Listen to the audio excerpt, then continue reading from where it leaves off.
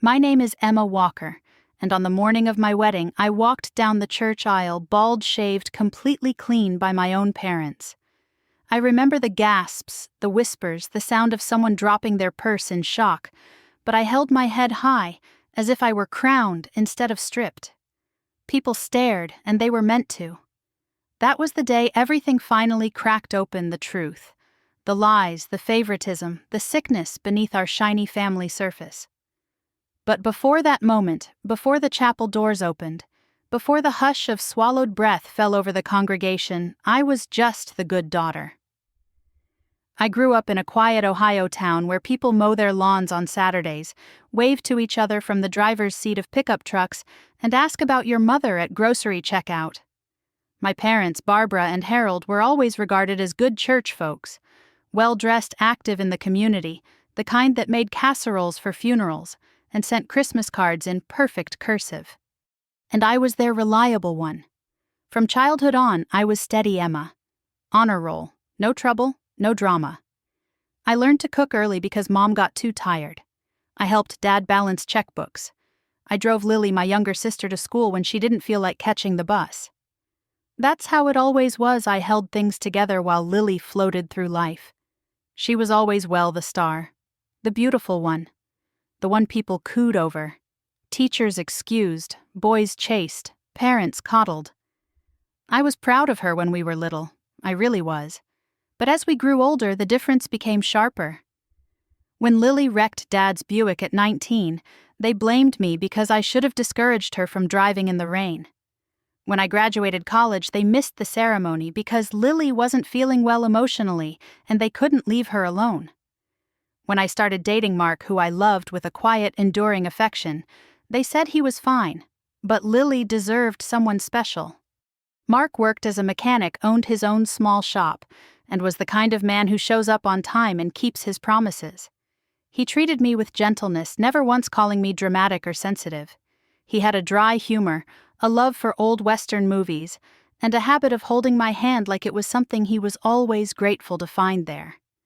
The night he proposed was simple dinner at his place, a slightly overcooked roast, and a ring he'd saved for by doing extra brake jobs on weekends. I cried not because the proposal was cinematic, but because it was sincere, honest, grounded. My parents reacted politely. They smiled for the pictures and immediately started talking about wedding logistics, guest lists, seating charts, decorations, nothing about marriage, nothing about my happiness. And slowly the wedding became less about Mark and me and more about their social showpiece. My mother fussed about floral arrangements, changed the bridesmaid dresses twice, complained about lighting in the church, and even told me that Lily needed to be featured more prominently in the ceremony because it will help her confidence. My father nodded along to everything, avoiding conflict like it was the plague. I remember one evening about 2 weeks before the wedding coming over for dinner. Mom had made pot roast and the air smelled like onions and baked potatoes. After we sat down, she nudged her fork toward me casually, as if mentioning something small. "You know, Emma," she said lightly, "Lily will be attracting a lot of eyes at the wedding. You shouldn't wear your hair so long, people might think you're trying to compete with her." I blinked at her, feeling the sting of it. "It's my natural hair," I replied gently. "I grew it out for years. I like it this way." She shrugged. "It's just that, well, Lily's hair photographs so beautifully. With yours so long, it could be distracting." Dad cut into his roast silently. Lily stared at her phone, smirking like a cat who'd already won something. I laughed a small, humorless laugh. "Mom, I'm the bride." She patted my hand as though I were a fussy child. "Honey, being bride doesn't mean everything has to be about you." That moment, it stuck. Maybe because I realized it wasn't new. It was just finally clear. A week later, I overheard the first discussion. I had stopped by unannounced, coming in through the side door. My parents didn't hear me. Dad's voice. "Barbara, we can't just," Mom snapped. "She's always overshadowing Lily whether she means to or not. Lily is fragile." Dad grumbled but didn't argue further. That word fragile had followed Lily like a velvet ribbon her entire life. And me, I was sturdy. I was the one who could handle it. I should mention something important. I'd had long hair before. But I'd lost it once. At 22. Cancer, chemo. The whole brutal process. When it grew back, I promised myself never again would anyone take it from me. It wasn't just hair, it was resilience, proof of survival. But my parents never understood the emotional significance. To them, I'd just had a health scare. To me, it was a war I fought alone. The night before the wedding, we had the rehearsal dinner at the church hall, all chicken tenders, potato salad, and lukewarm sweet tea. Everyone laughed and hugged and congratulated. Mark squeezed my knee under the table, smiling at me with complete faith. I felt hopeful, nervous, but deeply loved by him. I planned to stay at my parents' house that night, just as Mom insisted. Tradition, she'd said. We need one last evening together before you're married. That was the night I drank the tea, the night the room blurred, the night I heard Lily's voice through the haze, cut her hair, or lose me forever. And my mother's reply, sharp, cold, decisive. By the next morning, my childhood died. The morning after that overheard conversation, before everything truly detonated, life carried on as if nothing were wrong. That was the difficult part. You begin to wonder if the small hurts you feel might just be oversensitivity. Maybe you are making a mountain out of a molehill. Maybe your parents are just stressed. Maybe nobody means harm. And then you remind yourself stress doesn't invent new truths, it reveals old ones. The week before the wedding felt like 100 tiny messages sent straight into my bloodstream. Mark and I were at the church 3 nights in a row for decoration planning, checking sound systems, confirming the order of service. The church sanctuary smelled of old hymnals and lemon-scented cleaner with sunlight filtering through stained glass windows, depicting gentle-faced saints. After one of these evenings, as we were leaving, Mrs. Cummings, the pastor's wife, pulled me gently aside and spoke in that careful Midwest manner of hers where every concern is wrapped in politeness. "Emma, dear," she said softly, "I hope you don't mind me saying this, but your parents seem tense." "I hope everything is all right," I smiled and lied the way all good daughters know how. "Oh, it's just wedding nerves. You know how families get." She nodded, but I could tell she wasn't fully convinced. Later, driving home, I told Mark about it. He glanced at me thoughtful. "Are they giving you a hard time? Because if they are, I want to help, however I can." "They're just controlling," I admitted. "And Lily..." "Well, Lily's taking up a lot of air in the room." Mark chuckled dryly. "She always has." It wasn't insult, it was observation. Meanwhile, Lily's presence increased in strange theatrical ways. She insisted on approving her bridesmaid dress length because my figure will carry the aesthetic. She practiced dramatic hair flips in front of mirrors. She asked about spotlight angles in the reception hall as if she were walking onto a Broadway stage instead of watching her sister get married. Mom encouraged it. "We want Lily looking her best. She's been struggling with confidence." Confidence. If Lily had ever lacked confidence, I'd never witnessed it. She had always been bold, demanding, ferociously certain of her importance in any given room. As the wedding approached, pressure coagulated into something thicker, harder to swallow. There was one evening just 5 days before the ceremony when the 4 of us stood in the family living room reviewing the seating chart. Mom insisted that Lily's college friends be seated closer to the front than Mark's extended cousins. Mark spoke politely. "Actually, I'd really like Aunt Rebecca near the front. I'm close to her." Mom waved dismissively. "Well, Lily's friends will be the younger group, the ones people will look at." "Optics matter." Mark looked stunned. "Emma is the bride. Shouldn't people be..." He stopped glancing at me, unwilling to ignite the dynamite. Dad cleared his throat quietly. "Let's not argue over details." That was his contribution in most conflicts, soothing nothingness. But Mark's eyes met mine, reading my exhaustion. Afterward, as he walked me to my car, he said softly, "Emma, if you need space from them, you have every right. Just say the word. We don't have to let them steamroll everything." I squeezed his hand. "I know, I just keep thinking. Maybe if I'm patient, they'll show up for me emotionally. Just once. Mark kissed my forehead and whispered, "People show you who they are. Believe them." He meant it gently, not bitterly. Still, I kept hoping. Then came the rehearsal dinner. The whole town seemed to show up: churchgoers, family friends, Lily's glittering posse of admirers. The church hall was full of chatter and laughter, and I tried to dissolve into the celebration rather than the tension. During the toasts, Lily took the microphone and said, "I know I'm supposed to say something sweet about Emma and Mark, but honestly, I just hope this wedding brings Emma the joy she always pretended not to envy when people paid attention to me." Laughter from Lily's friends. Awkward silence from older guests. Mark's jaw tightened. I laughed it off because that's what you do when you've been trained to. At the end of the evening, as people began leaving, Dad gripped my shoulder and said, "You've always been so strong, Emma. So resilient. You can handle anything." And it felt like he meant something by it, something loaded, something already decided. That night at their house, Mom insisted on one last mother-daughter evening. "Tradition," she said again. "We'll drink tea and talk about womanhood and marriage." I almost said no. I was tired.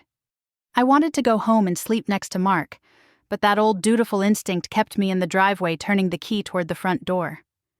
Mom ushered me inside. The house smelled of lavender cleaning spray and simmered cinnamon, comforting, deceptive. Lily was on the living room couch, hair glossy and perfect, flipping through a bridal magazine. She didn't look at me, didn't speak. Mom brought the tea. "Chamomile," she said. "Sleep aid," she said. I took it because I trusted them. 20 minutes later, reality began to warp. The edges of the room softened. My eyelids grew heavy. I heard Mom's voice drifting from the doorway, speaking quietly into the hallway where shadows moved. "She'll be out soon, just like we planned." Then I heard Lily's voice, raw, petulant, entitled, "You're finally doing something for me for once. She is not walking in with that hair. I won't be ignored at her wedding. Either cut it or lose me forever." Dad murmured, maybe pleading, maybe objecting, but too softly to matter. Then Mom's voice sliced through fine. "Do it. She'll forgive us. She always does." That's when the clippers began. I floated in and out of consciousness, a slow drowning in betrayal. I couldn't move, couldn't speak. I felt the cold buzz of metal against my scalp, the sensation of hair falling away, the press of hands holding my head steady. In that hazy darkness, I thought of chemo again, of being 22, of losing control of my body, of watching hair gather in shower drains on pillows on bathroom tile. But back then, I'd been sick. This time I was simply sacrificed. When I woke the next morning, it was not as a bride, not as a daughter, but as something stripped, exposed. And they thought I would still walk obediently down that aisle and keep silent. They didn't know me at all. When I woke, it was to a throbbing ache behind my eyes, as if my skull were full of fog and bruises. The room I was in was my old childhood bedroom with its pale yellow walls and faded floral curtains, the room where I used to dream about college independence escape. Sunlight streamed in softly, but it hurt to look at. My head felt cold, too cold. I reached up slowly, fingers trembling. And when they touched skin, bare skin where hair should have been, my heart stuttered. It wasn't smooth like a choice shave. It was jagged, raw, uneven, butchered. My breath hitched. I fumbled for the hand mirror on the nightstand. The reflection that stared back at me was hollow-eyed and shorn like a punished prisoner. I remember whispering, "No. No, oh no," before the tears started coming. Mom entered without knocking, her smile wide, brittle and sticky sweet like plastic candy. "Oh, honey, thank goodness you're awake." Her tone was bright, falsely gentle. "You had such a rough night, you scratched at your scalp so much that we had to even it out. You must have had some kind of feverish episode." I turned to her, voice shaking. "You drugged me." Her smile never cracked. "Of course not. Don't be dramatic." I stood wobbling slightly and backed away from her. "I heard Lily. I heard you. I know what you did." Dad appeared behind her. His face was pale and stiff, his eyes sliding from mine like he couldn't bear to meet them. "Emma, sweetheart, you're confused. You were exhausted. You held me down," I said, voice gaining strength and fury. "I felt your hands." His throat bobbed. We were trying to help you." I barked a laugh, sharp, bitter. "Help me! You mutilated me." Lily slipped into the doorway, curling her hair around one finger, a nervous habit she'd never broken. When she looked at me, there was a flicker of guilt, but also something colder. Triumph, relief, I'm not sure. She whispered I didn't think it would look that bad. I stared at her. "You demanded they cut my hair." She opened her mouth, closed it, then lifted her chin. "You'll still look fine. The makeup artist said she's worked with chemo patients before. She'll fix you up. The headpiece will cover most of chemo patients." I spat the words like acid. "Not bald brides." Mom gestured toward my scalp. "It's just hair. It'll grow back. You've been bald before, this isn't new." It was as if the floor dropped out from underneath me. They didn't just cut my hair. They erased my survival. My hair was a symbol of everything I fought through, everything I earned back. And they took it. Not out of illness, but out of preference. I felt something inside me harden then, not a scream, not hysteria, just resolve. "I'm leaving," I said, pushing past them. Dad reached out. "Emma," I snapped my hand back as if his touch were fire. "Don't." I stumbled down the hall, nearly tripping on the carpeted stairs, and found my phone in the kitchen. I called Mark. The moment he answered, I broke. I sobbed, ugly, heaving, heart-torn sobs. I choked out, "They cut it. Mark, they cut it all off." He didn't hesitate. "I'm coming." 10 minutes later, he was at the front door. He took one look at me, and his eyes didn't show disgust or shock or pity. They showed heartbreak for me. He wrapped his arms around my trembling shoulders, and I clung to him like a lifeline. Mom hovered nearby, still trying to control the narrative. "Mark, she had some kind of episode. We didn't have a choice." He looked at her with a quiet, leveled intensity I'd seldom seen. "Don't lie, not to me." Her composure faltered at that. Mark guided me to his truck, his steady hand on my back, shielding me from glances as we left. I felt like a wounded animal being ushered away. In the passenger seat, I wiped at my eyes. Maybe we should call off the wedding. Maybe I shouldn't walk in front of everyone looking like this. Mark turned to me, voice full of calming gravity. "Emma, you're beautiful with hair, without hair, with scars, without scars. You're beautiful because you're you. We're still getting married today if you still want to. But this ceremony isn't happening on their terms anymore." I stared at him, absorbing that. Slowly. I nodded. We drove to his place first, and I showered the water running over my bare scalp like a strange baptism. I chose a simpler veil, a gauzy one that didn't try to hide anything. We skipped the heavy makeup. I put on the dress, slipping into that white fabric like entering armor, and I felt something shift inside. If I walked into that church feeling shamed, I would be. If I walked in feeling stripped, that's what they'd see. But if I walked in as someone unapologetically whole, that would be different. At noon, the church bells rang. We arrived just minutes before the ceremony to avoid curious eyes beforehand. As Mark and I stood outside the chapel doors waiting for the cue, I heard the murmuring inside. The rustling of programs, the throat clearing, someone laughing softly. Then the organ began, the doors opened, and I walked in, bald chin up, every step an act of defiance and dignity. Gasps swept the room like a ripple across water. A hush followed, a deep collective silence. And in that silence, I discovered something unexpected. I wasn't ashamed. They were. Mom's face drained of color. Dad's shoulders slumped. Lily's lips parted in disbelief because even shorn, even altered, I hadn't collapsed. I had risen. I moved down the aisle slowly, deliberately, as if I owned every floorboard beneath me. Because I did. By the time I reached the altar, something inside me had already changed forever. I stood beside Mark at the altar, and for a few moments I simply breathed in the stillness of the sanctuary. The stained glass windows were glowing with midday light, painting the pews in quiet colors. I felt that light on my face, uncovered, pure, unhidden. The pastor cleared his throat softly and began the traditional welcome, but I only half heard it. My heart was steady, not calm exactly, but centered. I could sense my parents behind me somewhere, sitting rigid, probably praying that people would swallow their reactions and return to normal. But nothing was normal. Finally, when the pastor asked if anyone had objections or concerns, I lifted my hand. My voice did not tremble. "I do," I said quietly. A stirring of whispers swept through the audience. The pastor blinked. "Emma, I need to speak," I said, "before any vows are spoken today." Mark nodded firmly, letting me go. His silent support wrapped around me even as I stepped forward alone. I turned to face the audience, friends, relatives, neighbors, church members I'd known since Sunday school. I had never been the center of attention willingly, but now attention was a tool, a shield, and a mirror. I'm sure many of you are wondering why I look like this today. I began gesturing to my scalp. Why I'm bald. A rustle of discomfort answered. I continued. Last night while I slept, drugged by something slipped into my tea, my parents shaved my head against my will.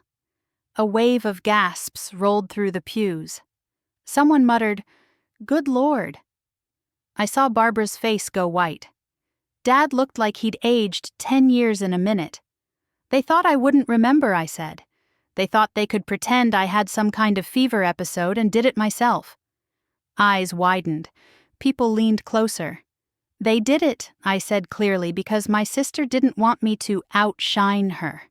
Because they didn't want her to feel overshadowed." My voice didn't crack, but several people in the audience shifted uncomfortably, glancing at Lily, who was shrinking into her seat. I paused, not for drama, but to breathe. I lost my hair once before I said softly, "Some of you may remember. I was 22. Chemo. Cancer." The room went very still. I fought for my life. I clawed my way back to health. And when my hair grew back, I felt like I had grown back with it. Every inch of it was a victory. Every strand was something I earned. Tears pricked some eyes in the audience. So when my parents shaved it off against my will, it wasn't just cruelty. It wasn't just favoritism. It was a violation of something sacred, something I survived. Mom looked like she wanted to stand up and object, but Dad gently put a hand on her wrist and stopped her. I looked at my sister. "Lily, you screamed at them last night that they should cut my hair or lose you forever. You gave them an ultimatum." Her eyes filled with tears, not defiance, not rage, tears that looked like a child's fear of exposure. "I don't want revenge," I said, voice gentle. "I want honesty." Someone in the back whispered, "Lord, have mercy." I let the silence stretch again before continuing. This wedding was supposed to be about marriage, partnership, love. But instead it became a competition, a performance, an image management exercise. I looked at my parents now. "You've spent your whole lives worrying how this town sees you, how the church sees you, what people think. But good image doesn't excuse bad actions. What matters is not the opinion of neighbors but the character of the family behind closed doors." Mom's chin trembled. Dad stared at the floor. Then I said the part that felt as necessary as oxygen. "I forgive you. But that doesn't mean I accept what you did." People held their breath. I'm done being the daughter who absorbs every injury just to keep peace. I'm done being the one who can handle anything. This, I touched my scalp, I am handling. And I will keep handling it. But I won't do it silently anymore. Then I turned back to the pastor and to Mark. My voice softened. If Mark still wants me as his wife, I want to continue. Mark stepped forward immediately. He took my hands in his. "Absolutely," he said. His voice carried through the church like a warm wind. "I am marrying you exactly as you are." Relief, real audible relief, swept across the people. The pastor regained his composure. "Then let us proceed." And we did.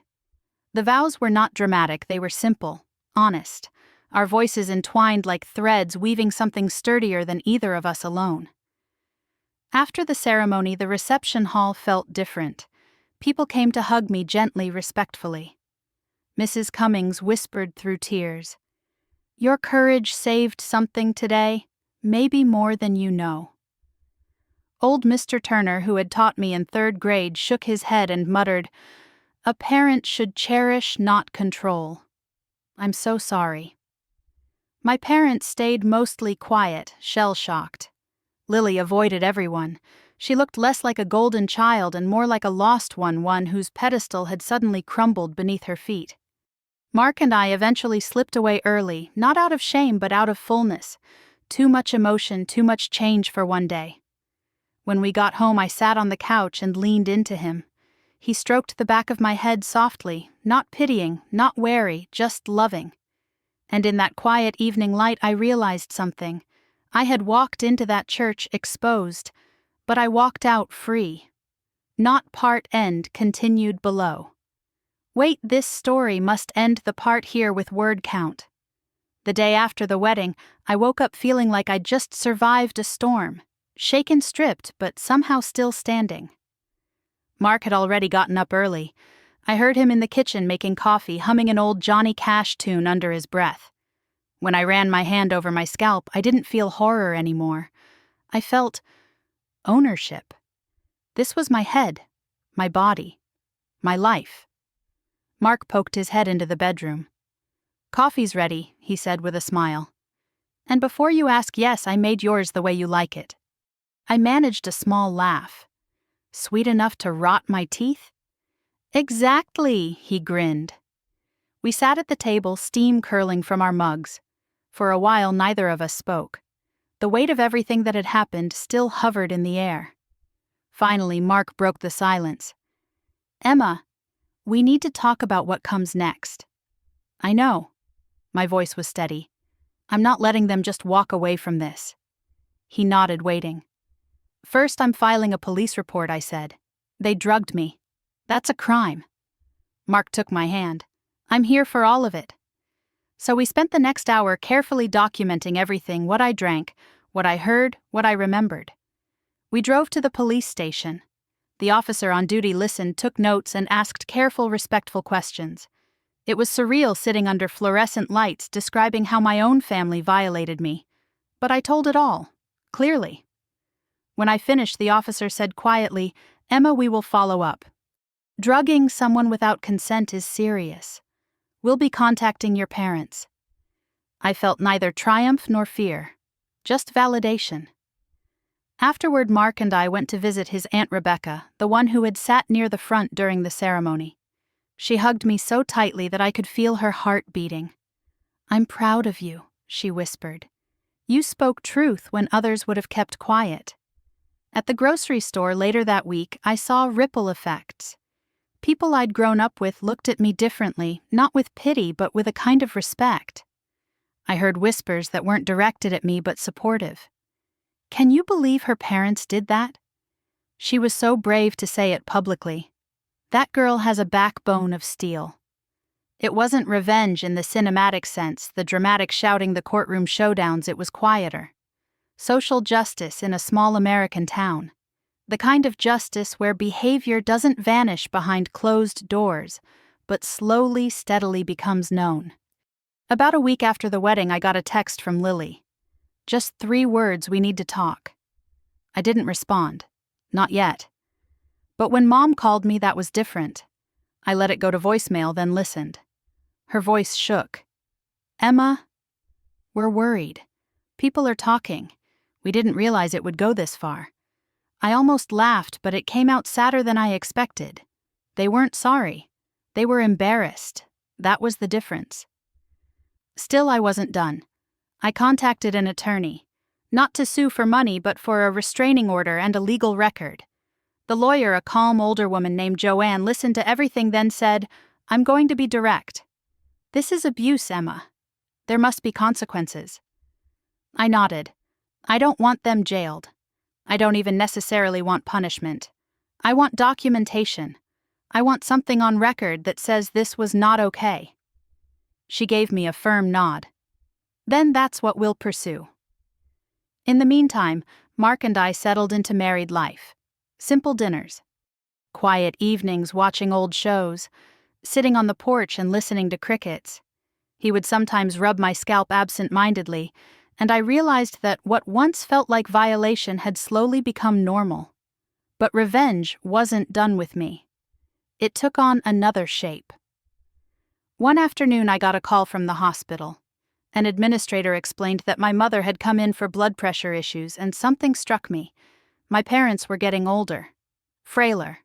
Their bodies weren't protected from consequences the way Lily always had been. That night I lay awake thinking about aging, about responsibility, about legacy. Many in the audience listening to this will understand something painful as we age. Family roles reverse. The children become the caregivers. The strong become the weak. And even when hurt sits heavy in the heart, the instinct to show compassion rises anyway. A few days later I was approached in the parking lot of the grocery store by Mrs. Gerald, one of Mom's closest church friends. She clasped my hands. "I don't approve of what they did," she said. "But I will tell you this, your mother is not sleeping. She is not eating. She is devastated." It surprised me how little joy that brought. Hurting her didn't heal me. Silencing her didn't restore me. Truth did, but spite wouldn't. Then came the day Lily came to our doorstep, eyes swollen, breath shaky. Mark answered, and I heard her softly pleading for him to let her talk to me. I stepped into the doorway. She looked so small, so unlike the golden child I'd known. "Emma," she whispered. I didn't know they'd actually do it. I was drunk and angry and jealous. I said something I can't unsay. "I'm sorry." It wasn't enough, but it was something real. I let her continue. "I've always felt like I had to be special," she said. "They made me feel like if attention wasn't on me, I was nothing. They loved me for being adored, not for being good. And I'm not good, Emma. Good. I don't even know who I'd be without all that." Her voice cracked. I softened. "Lily, you're not nothing. You never were. But you hurt me deeply." She nodded. "I know. And I'll live with that. I'm not asking you to forgive me. I'm asking you to see that I'm trying. I didn't hug her yet. But I didn't shut the door either." As weeks passed, the town settled. The whispers quieted. The narrative solidified. Emma spoke truth. Emma survived. Emma reclaimed. Meanwhile, my parents found themselves living in a smaller social circle. Less praise, more internal reckoning. I did not gloat. Instead, I focused on building a life with Mark, one fuller, richer, grounded in honesty and care. Revenge had taken its course not through cruelty, but through clarity. Truth had done what punishment could not. It made the people who hurt me face themselves. And that was enough. Time has a way of reshaping even the sharpest memories. The anger I once felt softened not into forgiveness exactly, but into something gentler, understanding maybe, or simply acceptance. Years passed. Mark and I settled into a rhythm of life that was humble and good. We bought a modest home with a small backyard just big enough for a garden and a worn-in pair of rocking chairs on the porch. The neighbors were the friendly type, you know, the kind wave good morning, lend a ladder, bring over soup when you're sick. My hair grew back short at first, then thick and wavy again. But I never let it reach the long length it once had. Something in me had changed about that. The baldness no longer felt like a wound, it became a symbol of endurance. Still, as the hair returned, so did a little normalcy in how people looked at me. I was no longer the bald bride. I was just Emma, a wife, a neighbor, a woman with a life to live. Mark opened a larger auto shop and hired 2 young apprentices kids who reminded him of himself years back. I took a job at the local library, organizing community reading circles and senior storytelling afternoons. Funny thing, I found myself drawn to stories of family belonging, forgiveness, and memory. The older patrons, retired teachers, widowers, grandmothers came to trust me. and I grew to love hearing their histories. There was something healing about it. Listening to other people's wisdom has a way of expanding your own. As for my parents, well, they were growing older too. Their health began to show signs of wear. Dad's knees troubled him, Mom's vision blurred, medications multiplied. Their once bustling social life diminished. The church friends who once praised them kept their greetings polite but distant. Not because people are cruel, but because people remember. Broken trust leaves quiet marks. One afternoon, maybe 5 years after the wedding, I found a letter in our mailbox. The handwriting was shakier than I remembered. It was from Dad. It read, "Dear Emma, I know we lost you long before the wedding. We failed you in ways we didn't understand until too late. If you can find it in your heart to visit not for obligation but for closure, we would be grateful. With love, Dad." I read it twice then, a third time. I didn't feel anger, just the weight of time. That evening I told Mark. He simply nodded and said, "If you want to go, I'll drive you. If you don't, I'll support that too." 2 days later I went. I pulled into their driveway, the same place where I had stumbled barefoot and disoriented years before. The lawn was a little overgrown now. The paint on the porch rail was peeling. The house looked older, like it had exhaled and never quite found breath again. Mom opened the door, her posture, smaller shoulders curved inward. She looked human, not imposing, not confident, just a woman softened by age and consequences. "Emma," she whispered, voice gravelly. Dad was in the recliner, feet wrapped in a blanket. He looked up at me with eyes full of regret and relief. "I'm glad you came," he said simply. We sat in the living room, the same living room where I had overheard secrets, where I had once felt invisible. This time I wasn't invisible. I saw everything. And they saw me. Dad cleared his throat. "Emma, we need to say this. We were wrong. Not just the night of the wedding, though, that was terrible. We were wrong for years. We put too much on you. We asked you to be strong so we could be weak." Mom lowered her head into her hands and cried small broken sobs, not for show, but from someplace deep. I wanted so badly for Lily to shine, she choked out. I thought, if I lifted her up, she might finally stay up. And Dad said, avoided conflict instead of preventing it. For a long time, I just listened. Finally, I spoke. "I don't hate you. I never did. I just had to leave before your expectations drowned me." Mom reached for my hand, hesitated, then pulled back. Do you think someday you might forgive us?" I let the silence stretch before answering. "Forgiveness isn't a switch," I said slowly. "It's something that grows. And I think maybe it has started." Dad nodded, tears glassing his eyes. That was when Lily entered the room. She'd moved back home after a messy breakup, and I saw instantly how life had humbled her. She wasn't glowing or polished.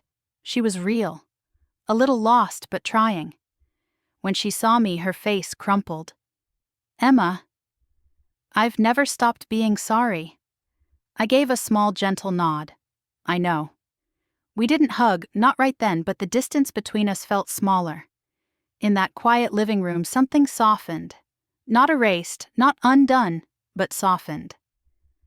As I got up to leave, Mom took a breath and said, "Thank you for coming, Emma. We don't deserve this chance, but we're grateful you gave it." I squeezed her hand lightly before stepping onto the porch. Driving home with Mark, I looked out at the Ohio fields, wide and gold in the setting sun. The sky was streaked with orange and lavender. A slow peace settled over me. Time had not erased the pain, but time had allowed something else to bloom in its place. Perspective. I learned that justice and compassion are not opposites, they are partners. I learned that revenge can restore balance, but reconciliation can restore humanity. And I learned that even broken families can mend, not perfectly, not seamlessly, but honestly and slowly. Life continued quiet, real, imperfect. And I finally understood that walking away had never been about abandonment. It had been about survival. And coming back, that was about choice. The years that followed were quieter, and the healing came not in revelations or dramatic breakthroughs, but in steady, ordinary moments. Cups of tea, shared porch visits, goodbye hugs that lasted a heartbeat longer than before. Every month or two I would visit my parents. Not out of duty, out of choice. That distinction mattered to me.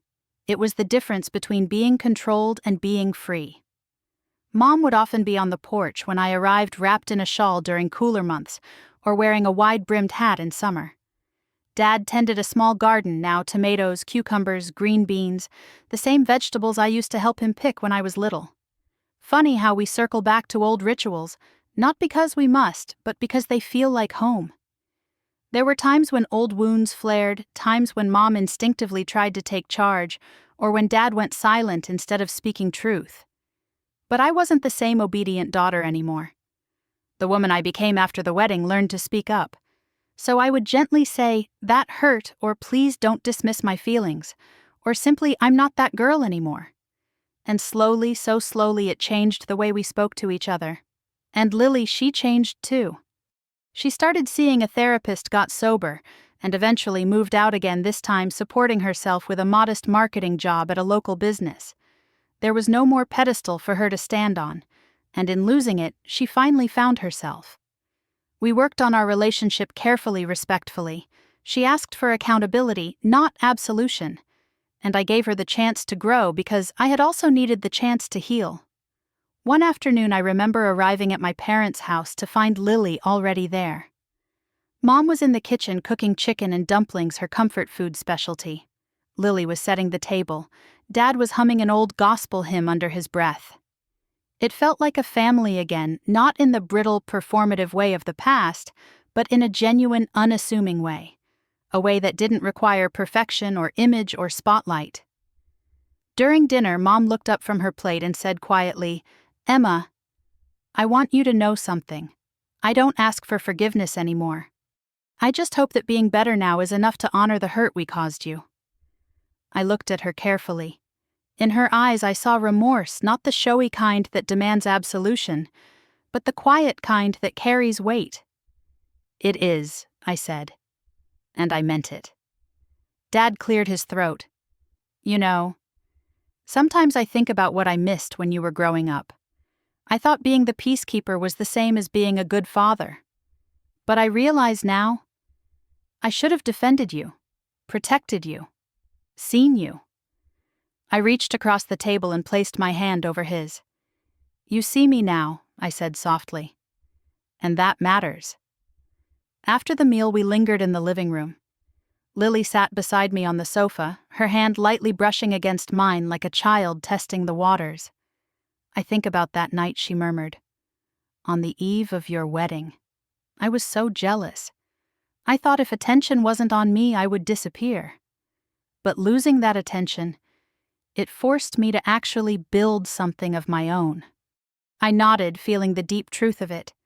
"Pain shapes us," I said, "but it doesn't have to define us." She leaned her head on my shoulder gently. "Thank you for not giving up on me." I put my arm around her, not fully, not tightly, but enough. "I almost did," I admitted. "But I'm glad I didn't." Years later, Mom and Dad eventually needed more help: doctor's appointments, house repairs, medication management. Lily and I shared the responsibility. Not because they earned a perfect ending, but because we chose compassion over bitterness. The real revenge was this: I lived a life that was joyful, grounded, and free. And in doing so, I broke the cycle of control and emotional inheritance. Sometimes when I walked with my parents through the small church garden after Sunday service, Dad's arm in mine, Mom's hand resting lightly on Lily's, the sunlight would filter through the trees, and I'd feel that familiar Ohio breeze on my face. I would think back to that bald bride, to that shorn scalp, to that moment. I walked down the aisle and reclaimed myself. I survived cancer. I survived betrayal. And I survived my own family's limitations. And I learned something deeply important. Something I want to leave you with: elders listening, parents listening, children listening. We must never love people for how they reflect on us, only for who they truly are. Control is not love. Image is not love. Real love is humble, honest, and courageous. If you have someone in your life you've hurt, reach out to them. Not to erase the past, but to acknowledge it. And if you are someone who has been hurt, set boundaries. Stand in your truth. And allow healing to come at its own pace. You might be surprised at how much can be mended when love finally stops demanding perfection and starts accepting truth. If this story moved you, if it reminded you of something you've lived through or someone you've loved, feel free to share it, reflect on it, or even subscribe for more stories that speak to the heart and to the human journey we all face. Thank you for listening.